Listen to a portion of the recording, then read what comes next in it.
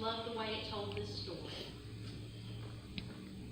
He went on to tell a story to the guests around the table, noticing how each had tried to elbow into the place of honor. He said, when someone invites you to dinner, don't take the place of honor. Somebody more important than you might have been invited by the host. Then he'll come and call out in front of everybody, you're in the wrong place. The place of honor belongs to this man. Red-faced, you'll have to make your way down to the very last table, the only place left. When you're invited to dinner, go and sit at the last place. Then when the host comes, he may very well say, friend, come up to the front. That will surely give the dinner guests something to talk about. What I am saying is, if you walk around with your nose in the air, you're going to end up flat on your face. But if you're content to simply be yourself, you will become more than yourself. Then he turned to the host. The next time you put on a dinner, don't just invite your friends and family and rich neighbors, the kind of people who will return the favor. Invite some people who never get invited out, the misfits from the wrong side of the tracks.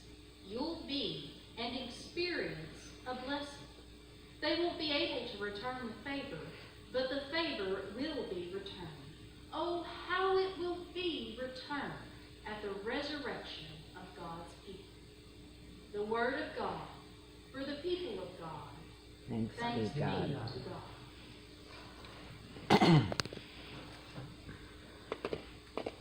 Now, Miss Christie, my sister, has enjoyed this sermon today because the sermon is about her.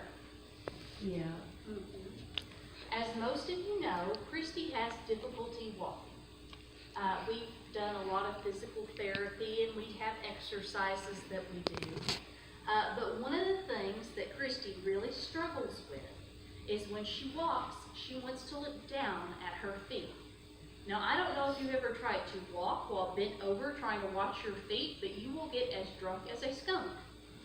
It's very hard to try to walk this way, and eventually you're going to stumble.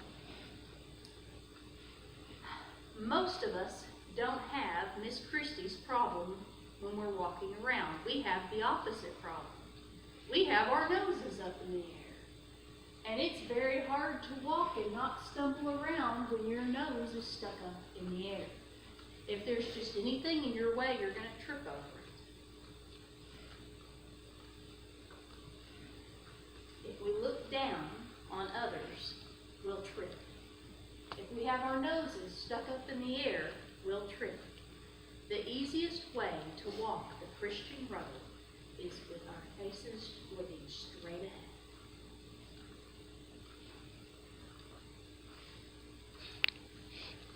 I love this scripture, and I love the way that it is worded. Invite the people who don't get invited out. Invite the misfits from the wrong side of the tracks. Everybody has prejudices in this world. Everybody has a group of people that we maybe unintentionally look down on.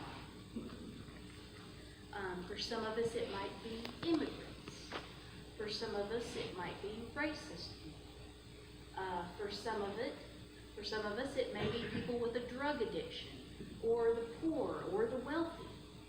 Everybody has some subconscious prejudices, and the best thing we can do is search ourselves and figure out who that is and work on correcting it, because we all have it. For myself, I have a hard time with people who are racist, the bigoted people, the people that believe that having white skin automatically makes you a better person somehow.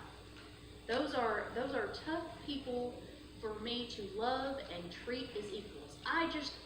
When I wrote this sermon, I wrote this for me. This is one of my many weaknesses. I want to turn my nose up at those people. I want to look down on them.